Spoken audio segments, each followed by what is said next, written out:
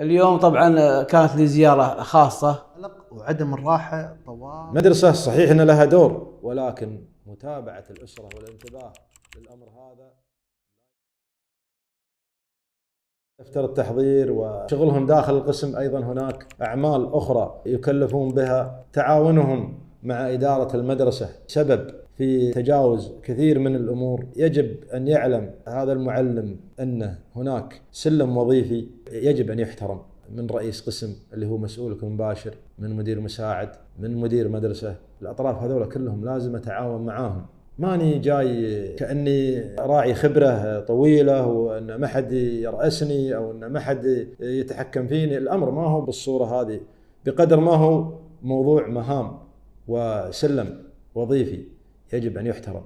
ما راح تتطور يا المعلم ولا راح تزيد من كفاءتك وخبراتك إلا من اندماجك مع هؤلاء المسؤولين.